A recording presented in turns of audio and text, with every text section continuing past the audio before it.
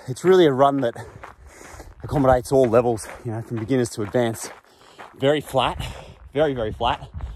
But the ground, which has enough give in it to, you know, not damage your feet and ankles too much, but gives you enough spring to keep you going at a good pace. So very rewarding for all levels.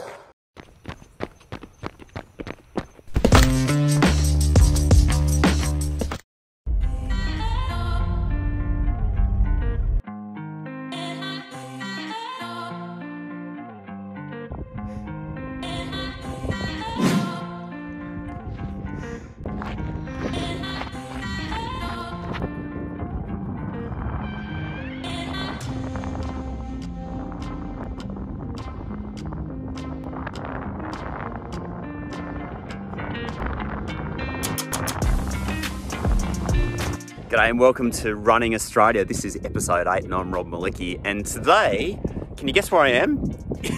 That's right, a very iconic, large, red rock right in the heart of Australia. We're at Uluru, it's windy as you can hear and freezing cold. And we're gonna go and do probably one of the most iconic runs in all of Australia. It is the base run, 10 Ks long. The Strava segment on this one is about 33.5 minutes at time of filming, 33 minutes for 10 Ks. They were flying. I'm not going to be challenging that today, but I am going to be taking you around what is probably the most special place in all of Australia. It's absolutely extraordinary here. And what's most extraordinary of all is I'm actually here in the middle of the coronavirus pandemic.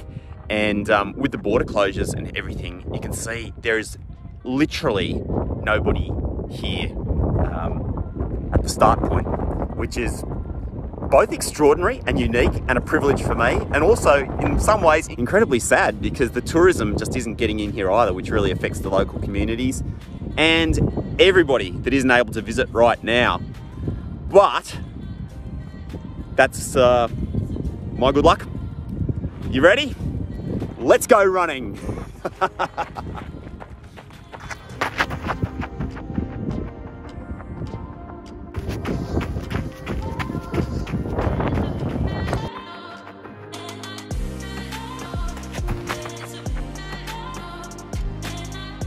You can see like today, it's quite a grey day. It's freezing cold, middle of winter. Actually filming it in early August. And one thing you've got to be aware of, because Uluru sticks out some 300 metres above the surrounding plain, the wind just basically races across this huge desert area and just whips through you. So you got to be careful in choosing which direction you run around the rock to make sure that you don't end up running 5 Ks into a massive headwind. I'm running with the wind on my back for this first section, and basically the way the rock's oriented, I've only got a little bit right at the end where I'll be running into the headwind, so that's very nice indeed. In this time of year, winter time, like usually around low 20s, high teens, low 20s is about the temperature, so it's actually gorgeous running weather. In the summertime, however, every time from like November onwards, it's it's very hot here. Daily average is like 35 degrees and very often over 40 degrees out here. So if you want a great day like today and have it to yourself, normally you've got to do it in the summertime, not in peak season. So we're very lucky, you and I, to have Uluru to ourselves today. Whew. It's time to get a bit of body heat up. It's really a run that accommodates all levels, you know, from beginners to advanced. Very flat, very, very flat.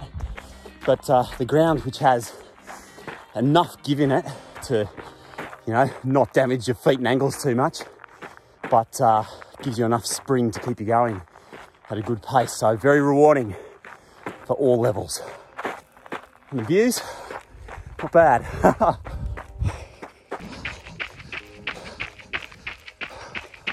It's one of those great runs where you can get into a really good rhythm, whatever that pace might be, whether you're running sub 4s, as in 4 minutes for a kilometre, or 10 minutes for a kilometre. It doesn't really matter. You can find a groove here, which is lovely. this kind of running reminds you that there's so much to focus on when you run. You know, you can raise your cadence in order to reduce that energy getting sucked into the ground. You can lean forward a little bit from the hips to let your kind of momentum carry you forward.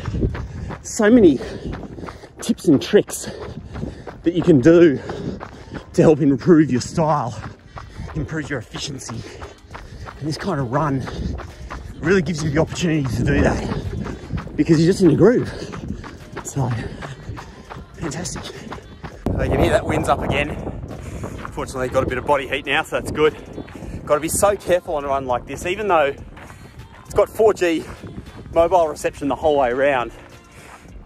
You know, it's still incredibly remote.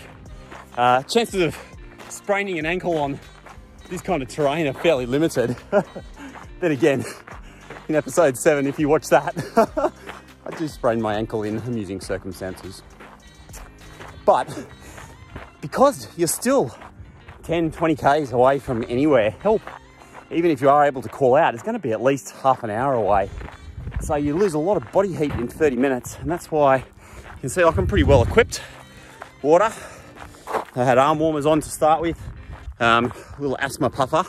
And I don't suffer from asthma, but I do get a bit of bronchial, exercise-induced bronchial constriction. So take the asthma, and in there, most importantly, there's a space blanket. So a thermal, you know, basically a big sheet of aluminium, which you can snuggle under to keep warm if need be. So you must consider the risks. Even if this is like not a genuine remote run, it's still very, very remote. So don't take risks with your health and safety. We're out here for fun, right? Be a bit stupid if, you know, you managed to knock yourself off just because you weren't prepared. It's actually surprising how much greenery there is out here. It shows you that when it rains, this rock is like a big collection dish and all the water runs down off it and pools in these gorges at the bottom. Supports a lot of life, that's for sure. Well, that's it. That's the base run done, and as you can see, there is literally not another soul here. It's like Faith No More sing, I leave alone, arrive alone. What an extraordinary experience. Thank you so much for joining me on this latest episode of Running Australia. Please remember to like this video and hit the subscribe button. It's been awesome having you with me as I run around the base walk of Uluru, and I'll see you next time on Running Australia. Have yourself an awesome day. See ya.